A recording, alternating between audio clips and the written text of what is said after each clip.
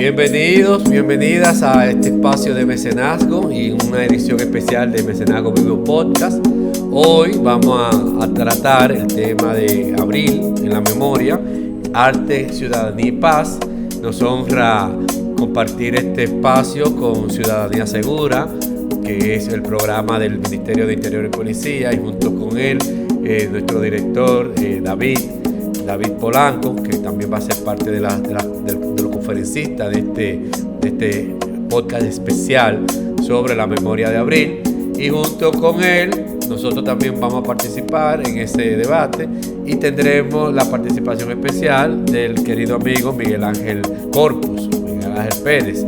Bueno, la idea de hoy es debatir, hablar sobre la incidencia de la gesta de abril del 1965, verlo de diferentes perspectivas, cultural, artística, social, ciudadana, para ver cómo eso nos ayuda a seguir construyendo ciudadanía y desarrollando lo que es todo el desarrollo de nuestra sociedad.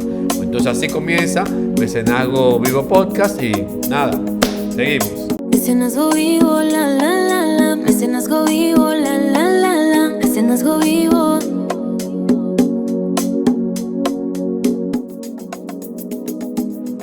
Alemania, el ejército nazi, bombardea justamente la ciudad de Guernica en España. Más de 5.000 muertos.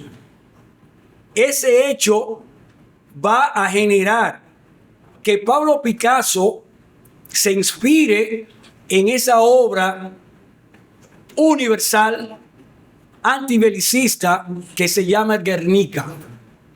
Ese Guernica de Picasso universal, y que es su obra cumbre, tiene precisamente su origen en esa acción bélica perpetrada justamente por el ejército alemán con ayuda del ejército italiano.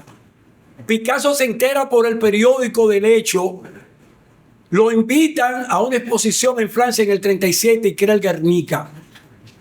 Es decir, Picasso no cogió un fusil, cogió un arma todavía más fuerte quizás que un fusil, el arte. Y ese arte al día de hoy es representación justamente de la universalidad. Es la obra que nos dice lo que fue justamente y es la guerra. Pero más aún, en esa contienda bélica aparece la literatura. Aparece un periodista que cubre el evento y se inspira también y va a escribir una obra que más tarde es Premio Nobel de Literatura. Me refiero a Ernest Hemingway con su libro ¿Por quién doblan las campanas? Fíjense cómo una contienda bélica arrastra al artista en sus diferentes dimensiones. Y un detalle significativo más, y es que esta situación bélica, esta guerra, este atropello se da el 26 de abril del año 1937. Y la contienda bélica de nosotros se inicia el 24 de abril, pero del 1965. Es decir, fíjense cómo en el tiempo, cómo la historia hace ese símil de lo que pasó allá y de lo que nosotros vivimos aquí. Hablar de arte en el proceso de lo que fue y que conocemos como la Revolución de Abril, quizás duraríamos años. Este espacio que Henry brinda y nos brinda a toda la comunidad para refrescar esos momentos, tiene 62 años organizándose y celebrando en la República Dominicana. Cada vez que llega el 65 tenemos que sentarnos, recordar, ver qué pasó, cómo y de qué manera nosotros llegamos hasta ahí. Pero cómo no fue solamente, como decía el secretario general de uno de los partidos de izquierda, Maximiliano Gómez Moreno, cuando decía: no es solamente engrasar el far mecánico, sino también el far ideológico. Es decir, el artista nunca ha estado desligado de su realidad y de su contexto social. Ya en los años 30, durante la dictadura de Trujillo, cuando en el 39 llega esa diáspora de España, donde intelectuales de todo tipo llegan al territorio nacional, vamos a tener una manifestación del arte como una respuesta a la dictadura.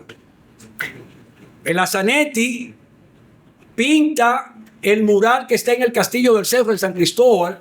Este lugar fue un regalo del Partido Dominicano al dictador Trujillo, y Zanetti hace un mural que se llama La Fiesta.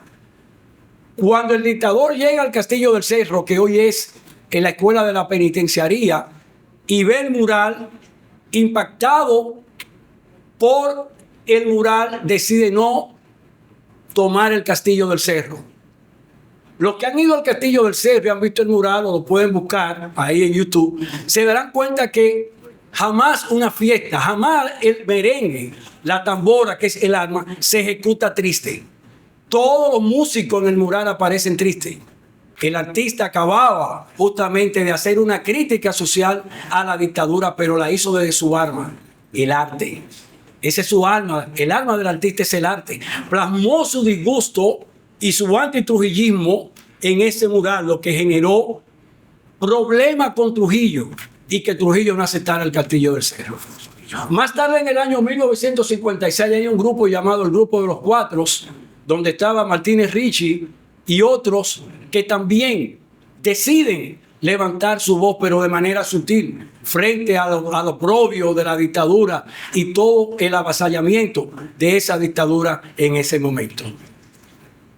Si seguimos, llegamos a los 60 y va a aparecer precisamente el grupo La Máscara, donde era integrado por José Ramón Retelini, escultor, Aquila Sal padre, digo Aquila Sal padre porque él tiene su hijo que es Aquila Sal hijo, y otros. Ese grupo también comienza en los 60, mucho antes del 65, a cuestionar justamente una serie de cosas.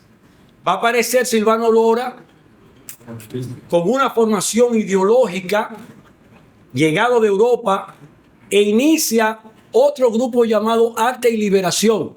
Ya aquí hay un cuestionamiento a la cultura foránea, ya que hay un cuestionamiento a una serie de elementos que el arte, que en ese momento existía después de la dictadura, había que cuestionar.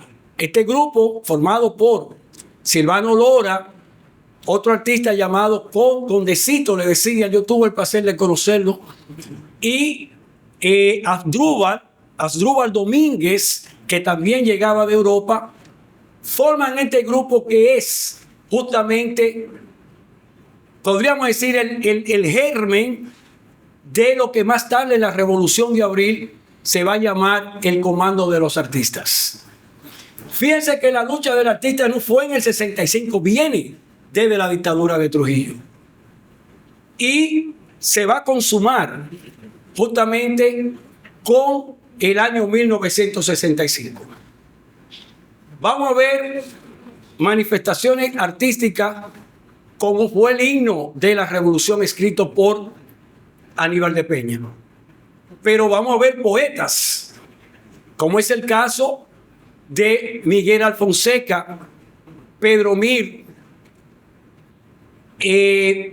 poetas que, como Jacques Vieux, un joven de 23 años haitiano, poeta, y cuando yo vaya a concluir leeré unas palabras de Jacques Vieux, muere en el comando, conocido como el Comando de la Cucaracha. Esto es un edificio que está detrás del edificio donde está Interior y Policía. Todavía ahí permanece uno de los murales de Silvano Lora.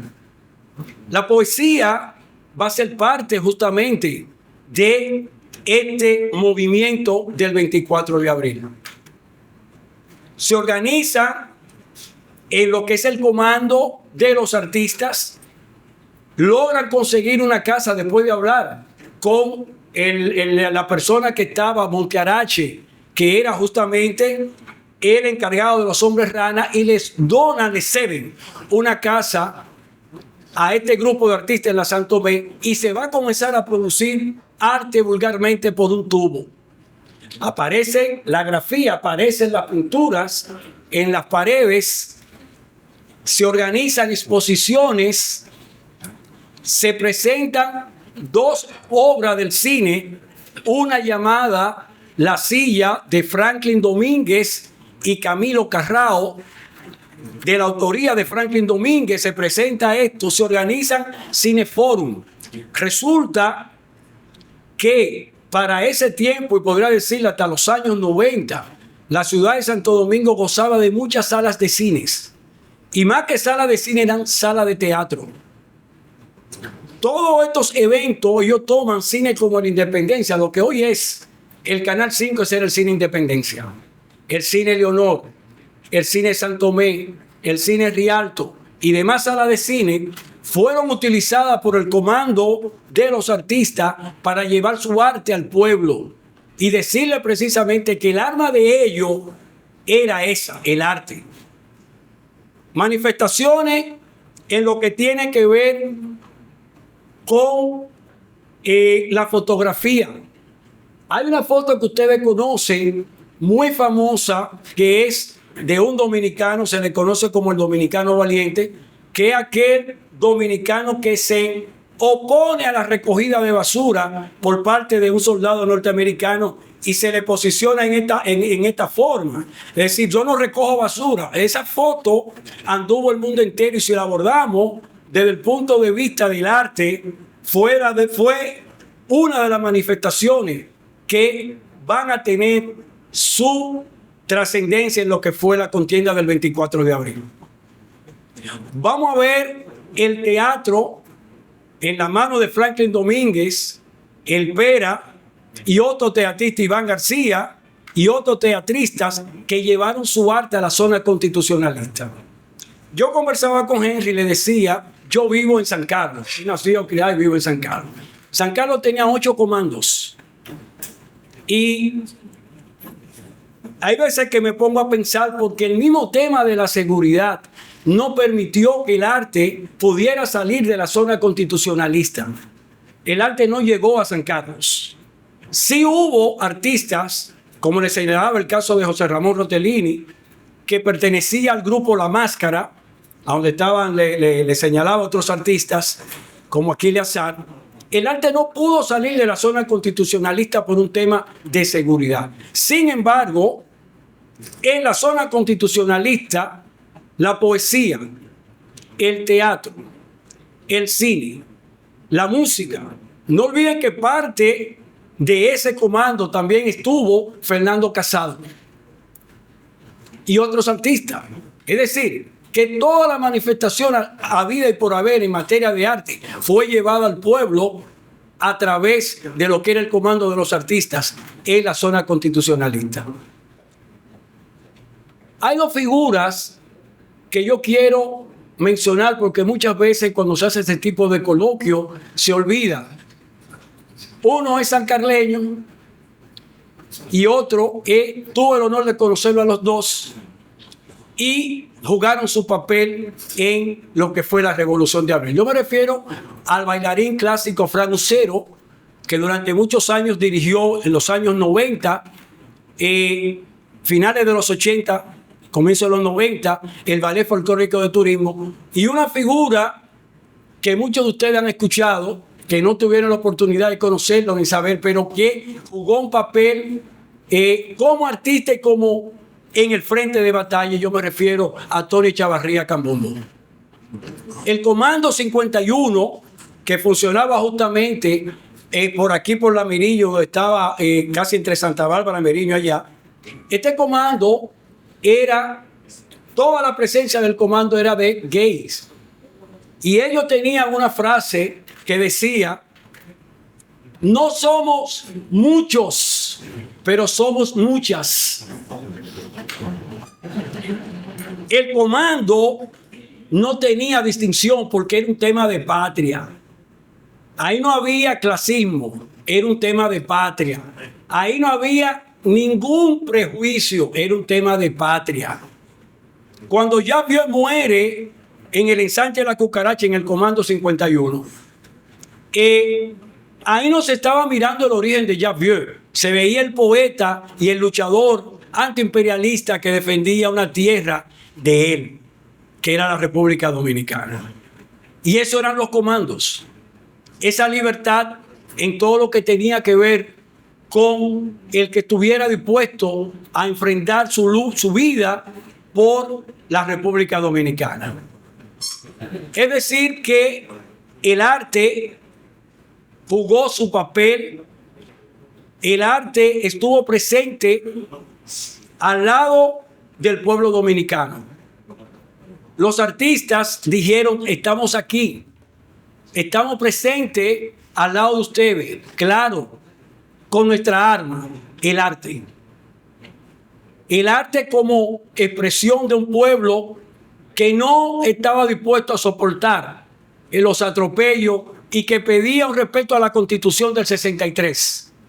Y que más tarde, a partir del 28 de abril, esa lucha del artista por el respeto a la Constitución va a transformarse en un no a la injerencia extranjera y a la ocupación militar por parte de una potencia como era los Estados Unidos.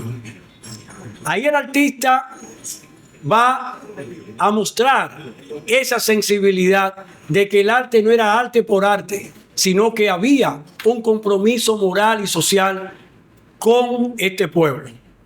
La zona constitucionalista estaba plegada de artistas. Muchos, como se decía vulgarmente, empuñaron los hierros. Otros entendieron que tenían que cumplir su deber, como era mostrar su arte, y así lo hicieron.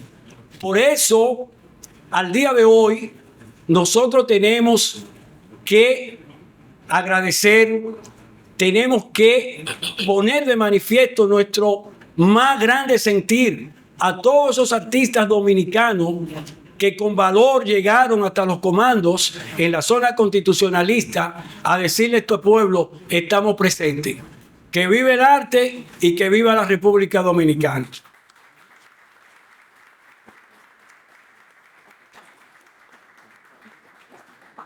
Yo quiero cerrar con unas palabras del poeta Jacques Vieux, que al momento de morir y en el momento en que estaba en el cementerio, René de Risco, Miguel Alfonseca y El Pera declararon una serie de poemas. Yo quiero hacer mención de este fragmento de Jacques Vieux.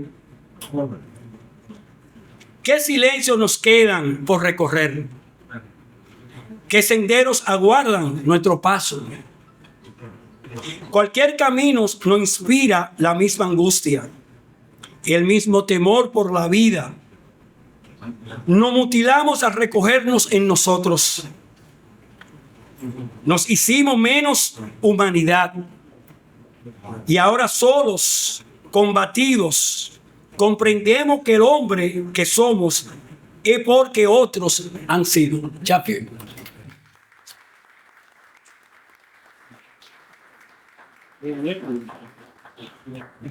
Muchísimas gracias al señor Miguel Ángel Corpus por su gran aporte y disposición en favor de esta actividad.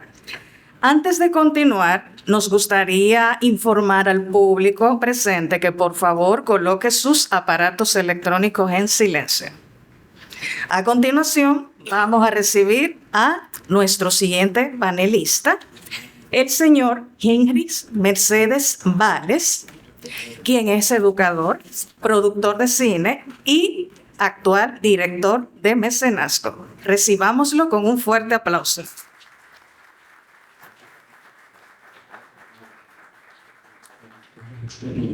Bueno, estamos a sala llena, qué bueno, ¿verdad?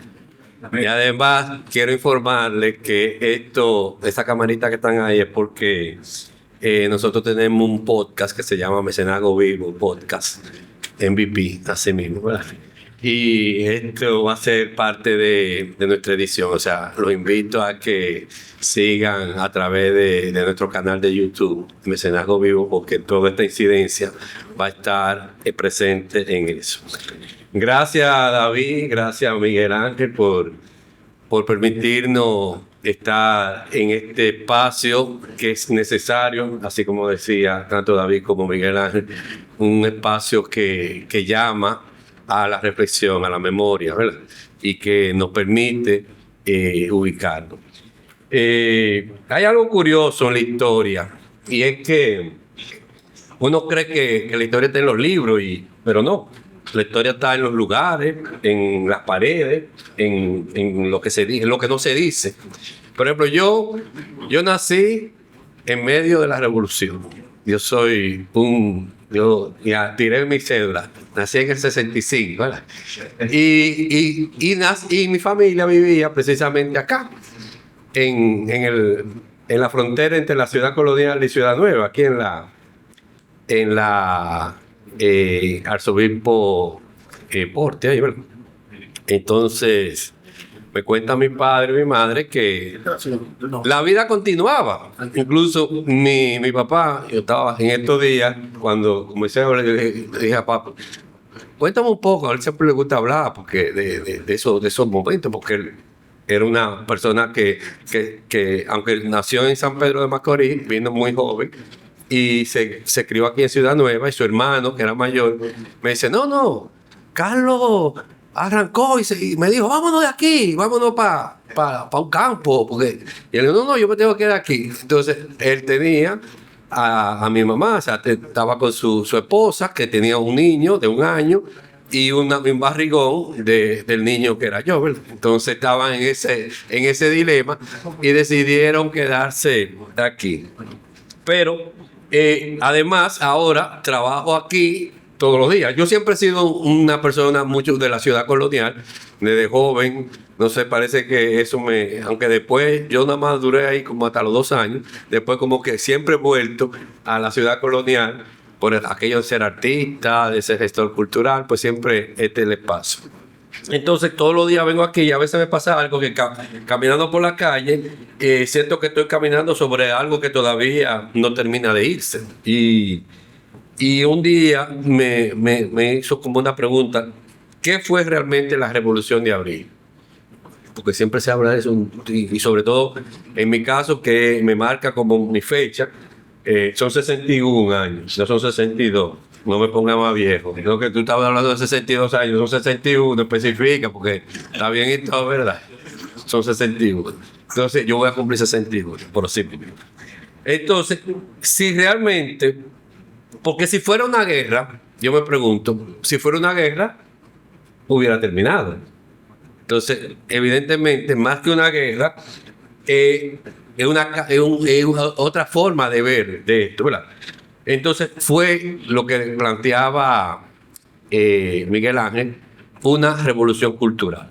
Y eso cambia todo, porque ya siempre nos enseñaron que abril era como fecha, batalla, y de líderes, ideales, pero casi nunca nos enseñaron algo esencial, que era cómo se sentía vivir en abril. Eso que yo decía, por ejemplo, mi mamá con su barrigón y su muchacho, que se fue a París ahí al hospital del seguro, ahí frente al zoológico, porque allá había un zoológico, el conservatorio. Cuando yo nací no sabía si me llevaban para el zoológico o me llevaban para mi casa. Entonces, pero nada, me llevaron para mi casa, no me llevaron al zoológico. Entonces, eso, o sea, la vida continuaba, no era... Había guerra para ver ciudadanos y había la cotidianidad. Y eso que decía ahorita Miguel Ángel de Cambumbo, ¿verdad? Ese es un espacio de la alegría, porque nosotros sabemos luchar con alegría. Y parte de eso era también esa lucha, que no era simplemente en las armas, era más allá de eso. Y el espacio de Cambumbo, que incluso mi papá también me comentó sobre ese espacio de Cambumbo, era genial porque, bueno, en palabras de mi papá era de, no, ahí lo que se iba a beber. Sí, pero era el espacio, porque para qué Winston Churchill decía en un momento determinado que que tuvieron, que le dijeron, no, tenemos que cortar la luz al teatro y a todo eso. Y él dijo, no, pero ¿por qué vamos a cerrar el teatro en medio de la guerra? ¿Por qué hay que cerrar el teatro? Decía Winston Churchill. ¿Para qué es que estamos luchando? Él le preguntaba, ¿para qué es que estamos luchando? No es para tener una buena vida, para tener esto. No, el teatro déjenlo abierto, ordenó Winston Churchill. Porque para eso que se hacen las revoluciones, para eso que se hacen las luchas. No es para estar peor, es para estar mejor, para disfrutar de las cosas. Entonces, el arte y todo el espacio cultural, pues nos llena de eso. Entonces, mientras ocurría la guerra, pasaba esto que nos planteaba Miguel Ángel, que el arte dejó de ser arte como lo entendíamos y pasó a ser, imagínense, bomba cayendo, qué sé yo, alguien pintando, y ese alguien era, como decía Miguel Ángel, Silvano Lora. Hay que rescatar también las mujeres de Abril, ¿verdad? Las mujeres de Abril, por ejemplo, tenemos una Elsa Núñez, tenemos una Ada Balcácer, sobre todo Ada Balcácer, que recién falleció, una guerrera, una artista inmensa, plena, pues así. Entonces, eso, estaban cayendo la bomba, pero se estaba pintando un mural, se estaba haciendo eso, ¿verdad? Donde Sestero, toda esa gente, ¿verdad? Entonces el arte no era, en ese momento, no era para la galería, era para la gente, Y en ese instante el arte se convirtió, como bien lo planteó Miguel Ángel, en trinchera. Entonces, está la fotografía, Timo Pimentel, que a propósito hay esa exposición de él que se llama Identify, y la foto que tú hablabas de Juan Pérez Terrero, que es una foto icónica. Pues todo eso se ha convertido en ese legado, en ese imaginario que nos deja esto. Por eso Abril no se ha terminado. O sea, no es una guerra, porque si una guerra se termina, sigue viva en cada uno de nosotros. Entonces ellos capturaron algo que ningún discurso puede explicar, que es que un pueblo sin miedo. Eso es lo que se expresaba. Un pueblo sin miedo. Y eso cambia todo, lo cambia todo. Pero hay algo más. Porque uno puede resistir con el cuerpo, pero necesita algo para sostener el alma. Y ahí es que entra la palabra. Pedro Mir, René Rico, Miguel Afonseca, Jack View. Me encantó que tú trajiste a Jack View. Jack View era un poeta haitiano, y es importante también significar que él era hijo de un político haitiano que se enfrentó con Duvalier. O sea, el papá de él fue candidato a la presidencia de Haití en contra de Duvalier. Y ellos vinieron acá, exiliados, la familia, pero incluso tenían tanto temor que nadie conocía dónde ellos vivían. Porque claro, los totomacú, si se lo ubicaban, podían matarlo. O sea que él vivía aquí, ya vio, pero en un exilio y en una persecución, porque estaba. Entonces, a ese comando haitiano que luchó en la Revolución de Abril, también, y cuando cae Yaviú, se le hace todo ese homenaje maravilloso. Y la música de Aníbal de Peña, ¿verdad? Que la vamos a escuchar ahora. Vamos a escuchar. ¿Ustedes se conocen el himno de la Revolución? ¿Está bien? Pues vamos a ponernos de pie para escucharlo, porque es un himno. Vamos, Pablo, a darle al himno.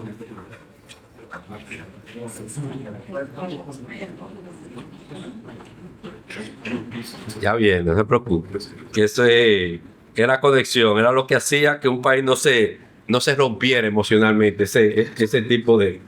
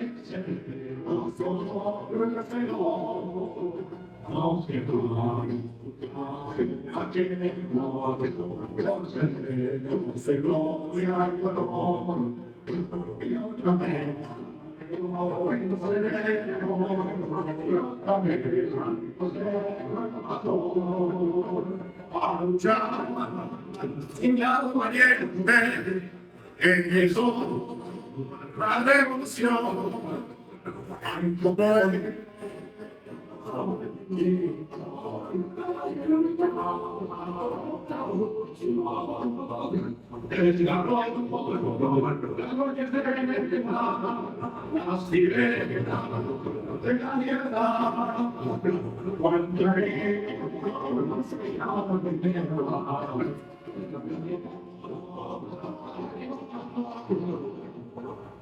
Muy bien. Entonces, eso era conexión, eso era lo que hacía que un país no se rompiera emocionalmente. Quiero rescatar también otra mujer, que además fue mi maestra, cuando hablábamos de teatro, Delta Soto.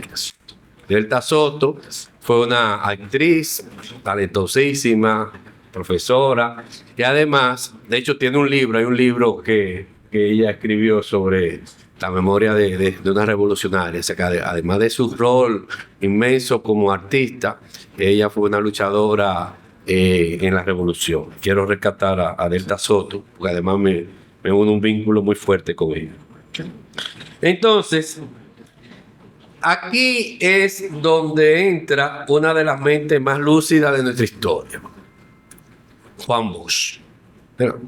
Juan Bosch dijo algo que todavía incomoda, y es que Abril no fue un accidente, así lo planteaba Juan Bosch, sino que fue el resultado de algo acumulado. Y más aún, no fue una guerra interna, porque lo que comenzó como una guerra interna, ¿verdad? Del tema de la restauración del poder del gobierno de Juan Bosch, ya con la intervención norteamericana, ya se transformó en una respuesta a esa intervención externa. Después de eso, Bosch cambia y escribe un libro que es fundamental para entender todo este tema, que es el libro El Pentagonismo, sustituto del imperialismo, ¿verdad? Donde plantea algo muy fuerte, y es que el poder ya no existe visible como antes. Nos llega, que ya no nos llega con soldados, sino que llega con estructuras, con decisiones y con intereses. Y eso redefine todo. Ahí entonces entendí que los artistas de Abril no estaban haciendo arte, sino que estaban sosteniendo un país. Bajo esa premisa que plantea Juan Bosch, donde uno lo que estaba era haciendo de que ese poder que llega con estructura, que llega con decisiones, que llega con intereses, entonces los artistas estaban sosteniendo un país. Y Bosch no estaba solo analizando política, sino que estaba explicando por qué ese país tuvo que defenderse. Y cuando se unen estas dos cosas, arte y conciencia, por otro lado, uno entiende lo que realmente pasó. Y aquí viene lo importante. Porque esto no es historia para recordar, ¿eh? No queremos de que simplemente como una historia para recordar, no. Es historia para usar.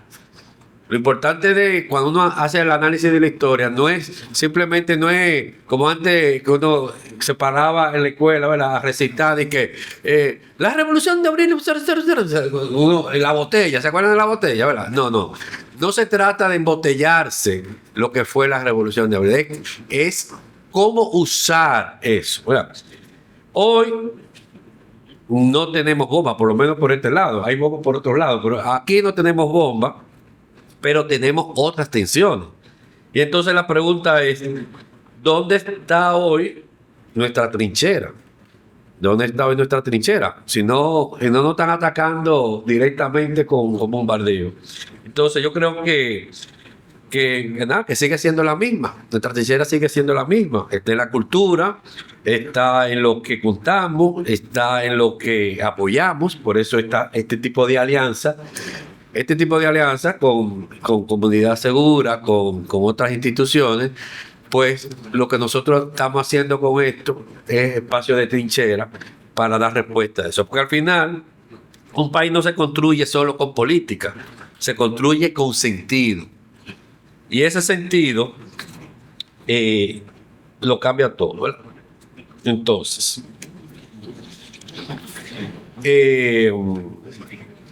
yo ya para finalizar, lo que quisiera es plantear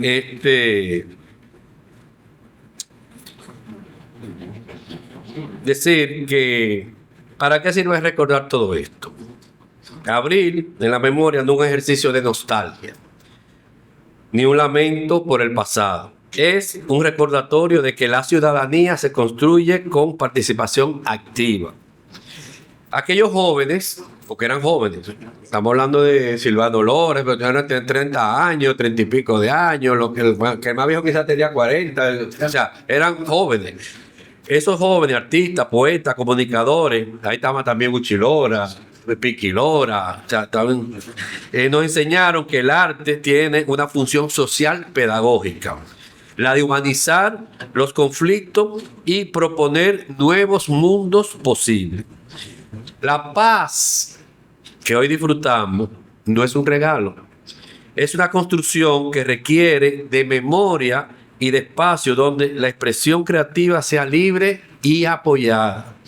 Por eso desde acá, desde la Dirección General de Mecenazgo, vemos este legado como un capítulo de un libro. Sino, también lo vemos como un mandato. Nuestro compromiso es fomentar un arte que, como el de la generación de Abril, nos siga cuestionando, nos siga uniendo y nos siga permitiendo, y nos permita seguir construyendo una República Dominicana más justa, más culta y sobre todo más consciente de su propia grandeza.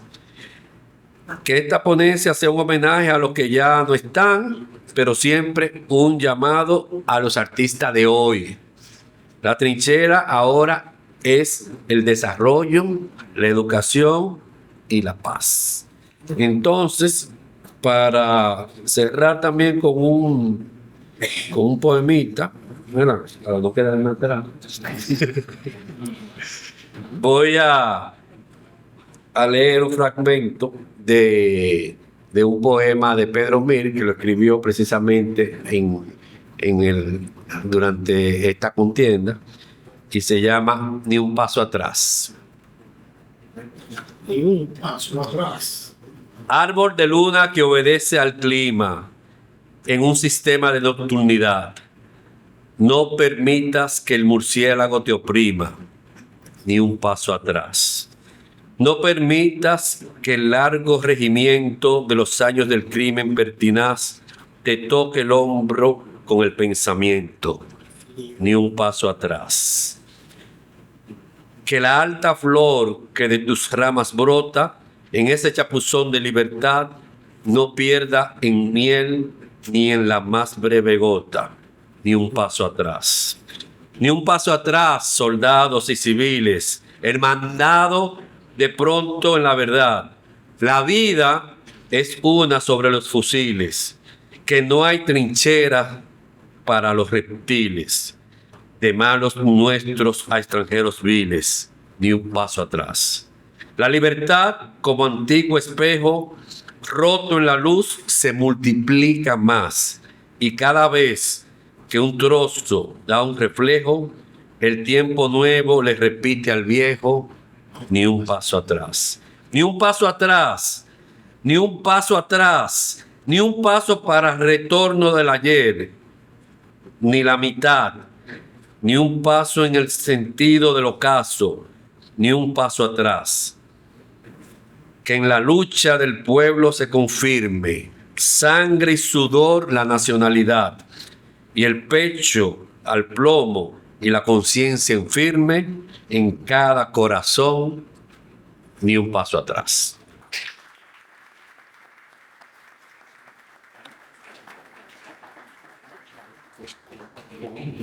Muchísimas gracias a todos. Acabamos de escuchar al señor Henry Mercedes Vales, director de Mecenazgo, a quien agradecemos por su valiosa intervención. En estos momentos vamos a recibir a nuestro siguiente expositor, el señor David Polanco, encargado del programa Comunidad Segura, para continuar con el desarrollo de este conversatorio.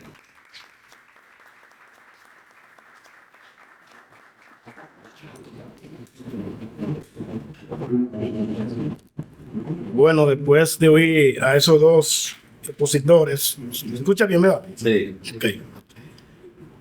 A mí me toca un poquito hablar de la memoria del pueblo dominicano en la guerra de abril. La memoria de nosotros. ¿Qué nos quedó a nosotros de esa guerra de abril? Democracia, ¿verdad? Se abrieron la democracia.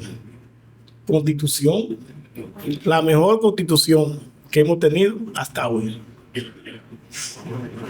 La de 63 con el profesor Juan Bosch.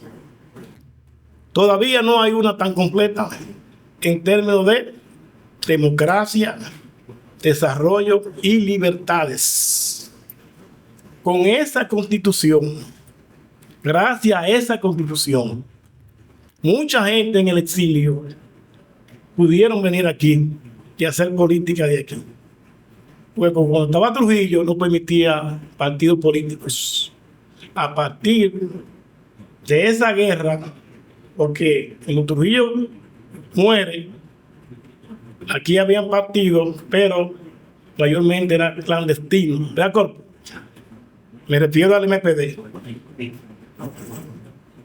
El MPD fue un partido que nació en Cuba en el 56, y ese MPD, juntamente con muchos dominicanos aquí, pelearon contra ese reino de Trujillo. No solamente el MPD, también el 14 de junio. Esa memoria, por esa memoria histórica, que mucha gente, que yo venía hablando ahorita con una persona que andaba conmigo, y me hablaba de Narciso Isa Conde. Señores, Narciso Isa Conde aquí hizo historia y tiene historia por la democracia dominicana, y fue uno de los que peleó también los comandos de resistencia aquí también en ese 24 de abril, conjuntamente el comando Argentina, que estaba que estaba también en San Carlos. Ahí estaban también el PCP y estaban otros partidos también. También estaba Peña Gómez y el PRD en ese momento, que a las 12 del mediodía mandó a la gente a las calles y decía Fran Oyapón en su libro que en una hora en la Puerta del Conde había 15,000 a 17,000 personas en una hora. O sea, estamos hablando de José Francisco Peña Gómez y ese PRD de ese momento, que se definía ahí Partido Revolucionario Dominicano. Un partido que también dejó mucha historia y mucha sangre aquí en este país. En la memoria de mucha gente de nosotros, debemos decir también que esa democracia que tenemos hoy, que esa paz que República Dominicana también exhibe hoy, es gracias a esa gesta de abril que murieron miles y miles de personas ahí. ¿Usted sabía por qué mandaron 42,000 marines aquí? Los Estados Unidos. Le voy a decir por qué. Primero, se decía que Juan Bosch era comunista, que Juan Bosch quería hacer lo mismo que era Cuba. que Juan Bosch tenía acuerdo con los rusos. Miren, decía Fran Moyapón, y vuelvo y lo cito, ¿por qué? Porque entraron unos norteamericanos a una reunión que ella estaba. Fran Moyapón tenía 21 años en ese momento. Y decía que los que estaban ahí, que era de la embajada norteamericana, decían que los que estaban atrás eran los cubanos y los rusos. Y Fran Moyapón dijo, bueno, el único verde rubio aquí soy yo. Aquí no hay más rubio que no sea yo. Entonces, ¿qué pasó ahí en ese antecedente? ¿Por qué los americanos no querían a Juan Bosch? ¿Y quiénes? Y yo le decía que andaba con, mira, aquí hay dos casos. Aquí hay una oligarquía que todavía la tenemos. Y está las iglesias, la iglesia mayormente, la iglesia católica en ese momento, no querían saber de Juan Bosch, ni el que estaba al lado de los hombres, porque le afectaba sus intereses, tanto a los gringos como a esos poderosos que hoy también están, no se han ido.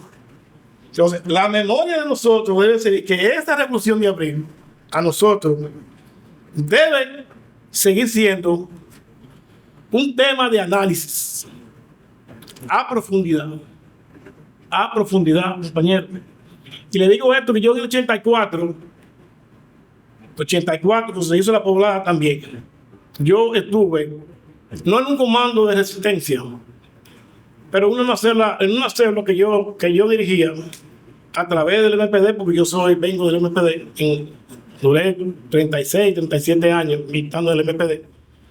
Nosotros, celebrando esa fecha, en el puente Liceo al Medio, con 4 compañeros, la policía nos atacó y nos tiramos de un puente. O sea, prendiendo vela, 24 de abril también, la policía a nosotros nos atacó y nosotros nos tiramos de un puente. Salimos de ahí y nos fuimos a la casa. Y digo esto porque yo tenía unos 25 años, 26 años cuando eso. Y la memoria mía me dice a mí que todavía debemos seguir nosotros luchando, porque ese 24 de abril nos enseñó a nosotros que hay que seguir luchando por una causa más justa, más equitativa, menos influyente, que la gente tenga el pan, un sueldo bueno, una educación buena y trabajo decente. Nosotros tenemos que ver también en la memoria un coronel llamado Fernández Domínguez, señores, que fue el hombre, el intelectual de esa guerra. No fue Camaño. Fernando Domínguez, que era el hombre de confianza del profesor Juan Bosch. El hombre de confianza, catedrático, ideólogo de esa guerra, Fernando Domínguez, que murió en el asalto al Palacio Nacional. Ese Fernando Domínguez.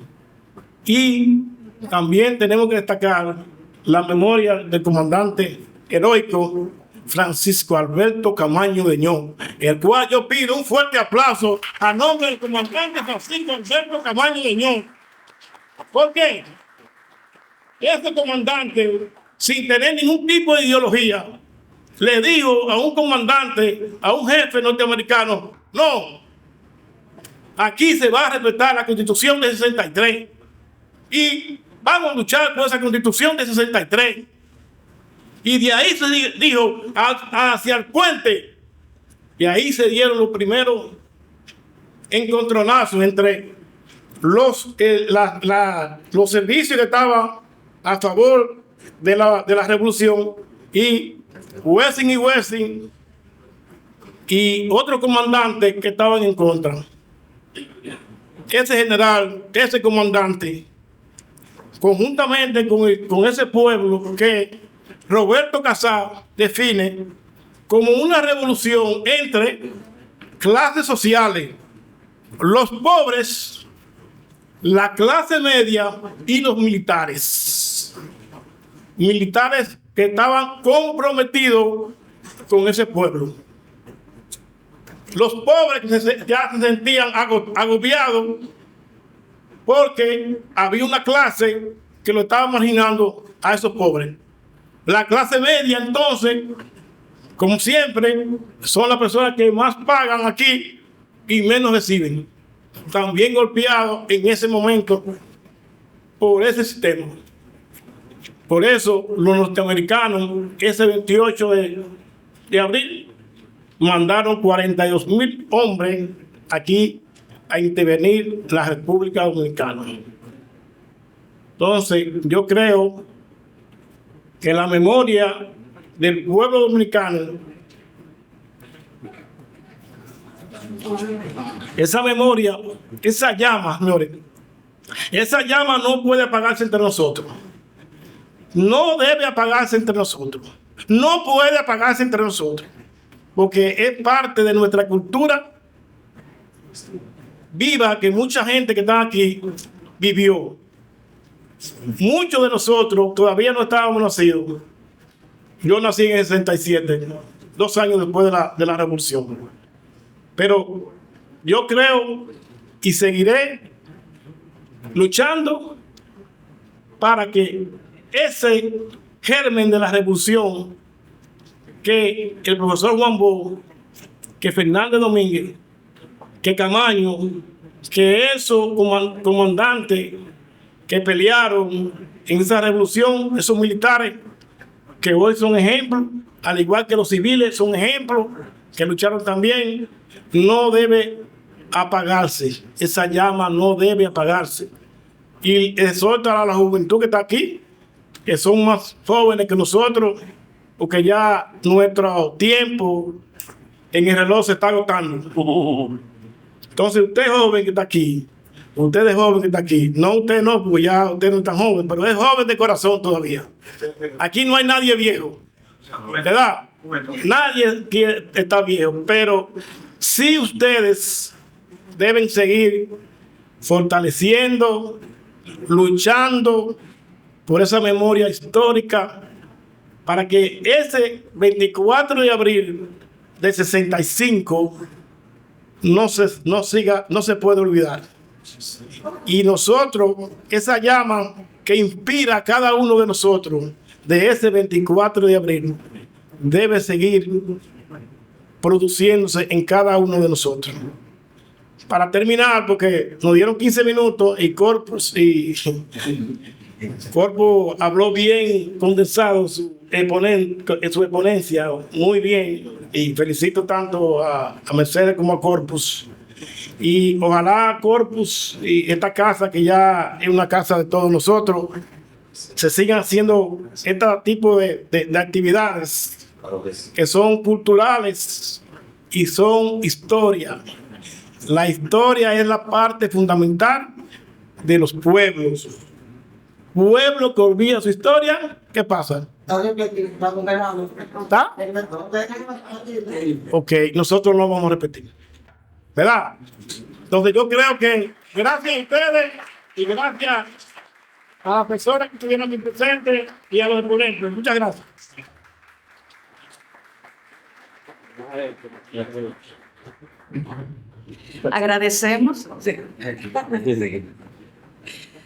Agradecemos al señor David Polanco, encargado del programa Comunidad Segura, por haber compartido con nosotros su valioso conocimiento.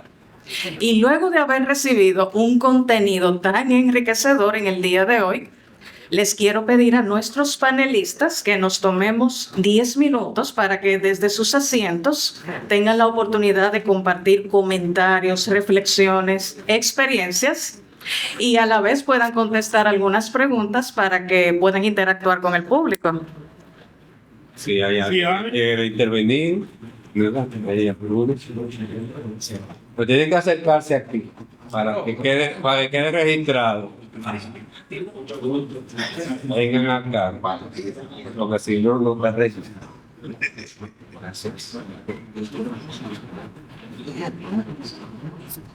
Buenos días.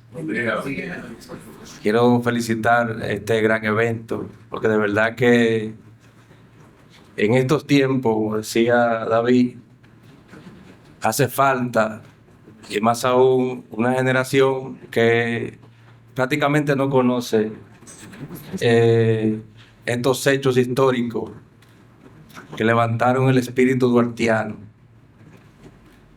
Henry decía que la Revolución de Abril no ha terminado, y yo quiero decirle que sí, que no ha terminado, pero quiero aquí mencionar un hecho que vi en la prensa el otro día que me dolió muchísimo.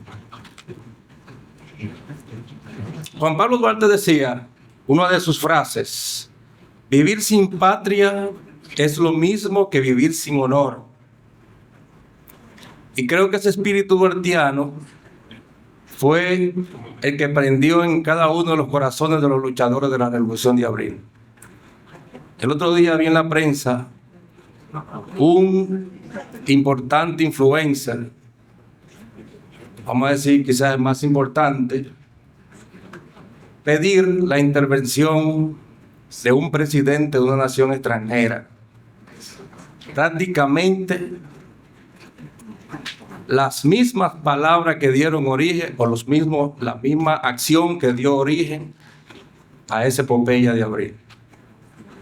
Y esto creo que se debe a que esos ideales patrióticos han ido desvaneciendo en los jóvenes dominicanos.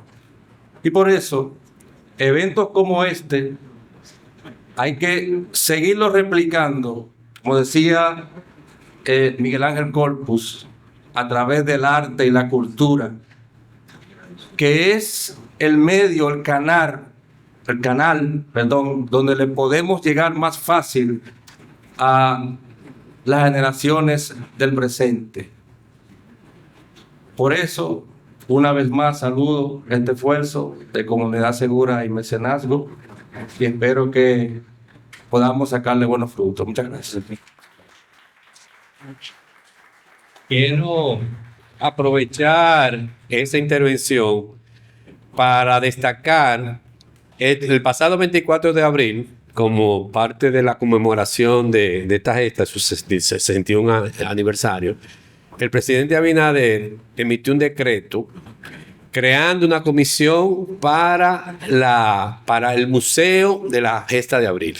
O sea que desde el gobierno, y así como están estas instituciones, tanto Comunidad Segura, Mecenazgo, del Ministerio de Cultura, del Ministerio de Interior y Policía, o sea, que se sepa que el tema de Abril es un tema de política del gobierno, o sea, que no está alejado. O sea, el gobierno tiene una política de rescate de estos temas, y por eso se creó esta comisión por decreto para hacer este museo de la Gesta de Abril, que va a estar en el emblemático edificio Copelo, de aquí del Conde. O sea, el edificio Copelo se va a convertir precisamente en el receptor de esa memoria, porque, insisto, este tema sigue vivo.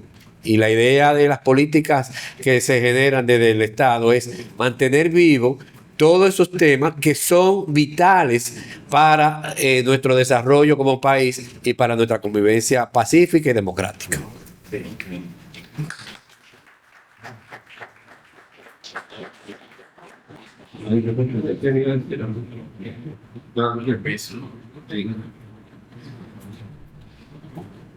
Buenos días, mi nombre es Javier Benítez, artista visual, dando gracias de antemano por esta extraordinaria actividad, y de igual manera querer tocar un punto que algunas veces se nos va por la rapidez del mismo, y es que yo entiendo desde mi punto de vista que debemos de volver a las escuelas.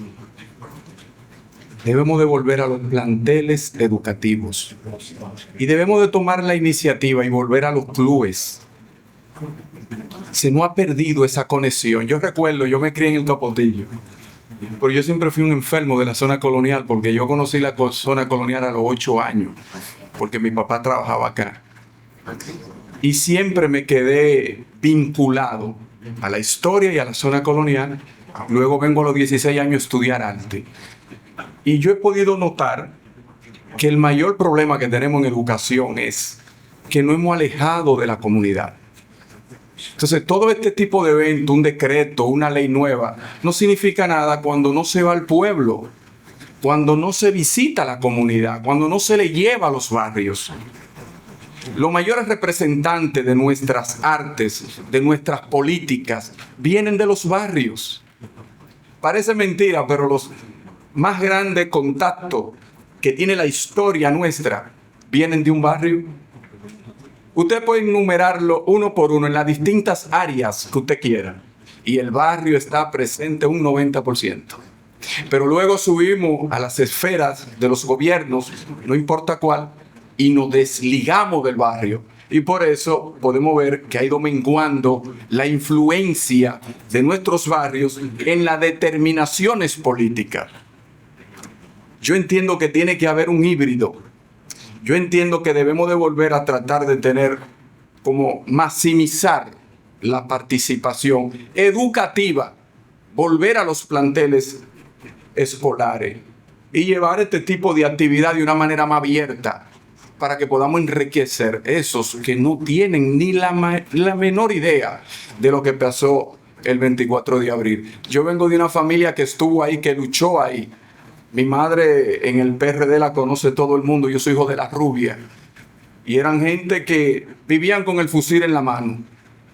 Entonces nosotros debemos de empeñarnos, de comprometernos, de este conocimiento que es tan bueno, esta oportunidad que se nos brinda a nosotros, poder ser receptores y poderla reproducir a donde más se necesite, en la juventud nuestra. Gracias, que Dios le bendiga.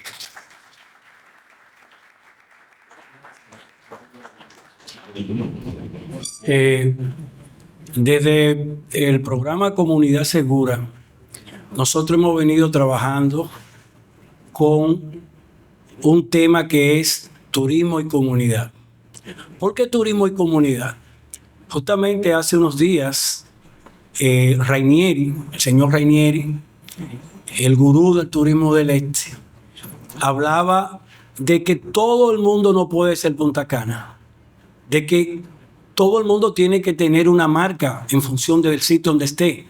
Ya nosotros, desde Comunidad Segura, lo habíamos planteado en El Ceibo, lo planteamos en Asua y lo habíamos planteado en otras provincias. ¿Por qué? Porque entendemos que, al igual que el compañero hablaba de hacer este tipo de coloquio en las escuelas, la preocupación nuestra, y hemos estado trabajando en este momento, y es con un tema, y es el patrimonio como formación. Uno de los grandes problemas que está aconteciendo en República Dominicana en la educación es que el patrimonio nacional es desconocido. Los estudiantes se les pregunta cuáles son los 6 patrimonios declarados por UNESCO en República Dominicana. Quizás llegan a la bachata, quizás llegan al merengue, que está muy bien. Entonces, ¿cuál es la necesidad que nosotros de Comunidad Segura estamos trabajando? Es enseñar el patrimonio a partir de lo local. Es decir, yo no puedo valorar, yo no amo lo que yo no conozco, yo amo lo que yo conozco. Entonces, si a mí me están enseñando ciudad colonial sin enseñarme lo que aconteció en el 65 en el barrio de San Carlos, yo no voy a amar tampoco el patrimonio cultural de los Guloya, mucho menos Villamella. ¿Por qué? Porque el tema es que hay que enseñar el patrimonio nacional a partir de lo local, a partir de lo nacional, de lo regional, para entonces ir al patrimonio mundial.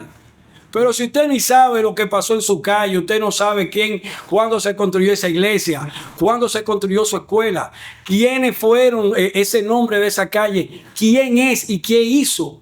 difícilmente usted pueda valorar el patrimonio ni nacional, ni regional, y mucho menos mundial.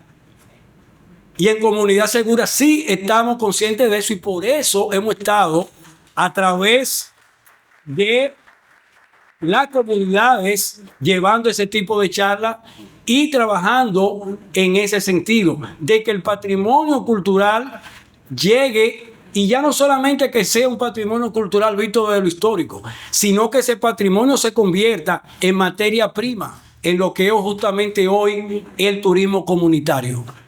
En el Ceibo nosotros hablábamos y decíamos, bueno, ¿cuál es el nuevo polo turístico? Miches. Pero resulta que el Ceibo tiene el Maví Ceibano, el Dulce de Tula, la carrera de toro, tiene la batalla de San Tomé, tiene tiene la batalla de Palincado, y tiene tanto que dar. Sin embargo, el Ceibo no tiene un producto turístico comunitario para mostrar a los turistas que lleguen de Miche, que están ahí mismo. Entonces, desde ahí es que nosotros en Comunidad Segura estamos trabajando, no solamente para hacerlo entender en la escuela como que la educación patrimonial es una necesidad, sino también llevar a las comunidades de que vean el patrimonio como un insumo para producir dinero en la comunidad.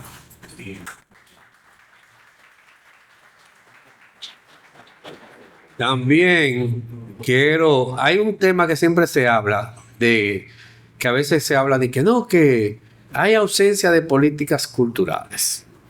Y eso no es cierto. No es cierto. Nunca ha habido ausencia de políticas culturales. Cuando Trujillo había una política cultural. Cuando Balaguer había una política cultural. Lo que pasa es que se privilegiaba ciertas cosas. Bueno, para Balaguer, durante los 12 años y después los 10 años de Balaguer, ¿cuál era la política cultural? Una política monumentalista, tipo de crear la Plaza de la Cultura, el Teatro Nacional, una política cultural dirigida a una élite. Bueno, esa era la política cultural.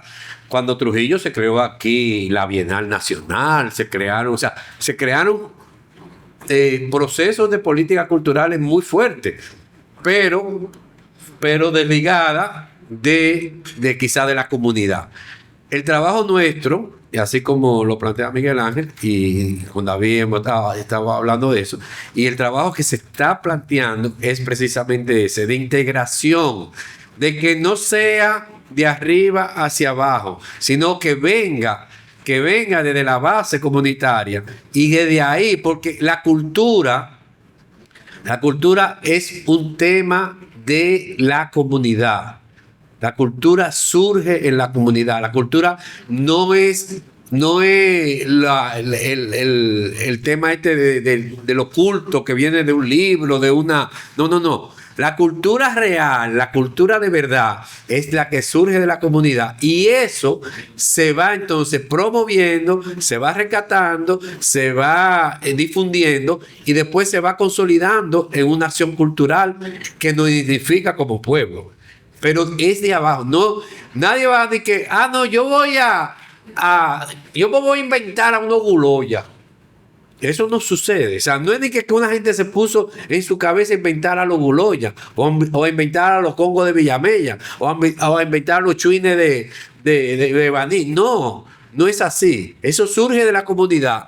Y lo que tiene que tener el Estado es esa capacidad de rescatar todos esos temas y ver cómo se promocionan, se difunden, se fomentan, se fortalecen. Ese sí es el trabajo de nosotros ya como instituciones públicas, y eso es lo que estamos tratando de hacer. No decimos que lo estamos haciendo, pero tratando de hacer.